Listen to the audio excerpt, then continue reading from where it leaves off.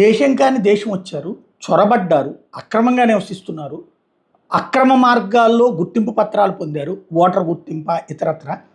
అలాంటి వాళ్ళని గుర్తించి వెనక్కి పంపించే కార్యక్రమం ప్రారంభిస్తే ఎదురు తిరుగుతున్నారు.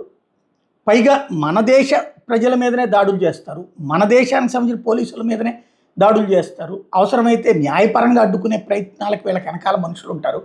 ఇది కాకుండా చివరికి వీళ్ళని వెనక్కి పంపించాలని నిరసన చేస్తే చంపేయడానికి కూడా సిద్ధపడతారు. ఇది తాజాగా రోహింగ్యాలకు సంబంధించినటువంటి వ్యవహారం.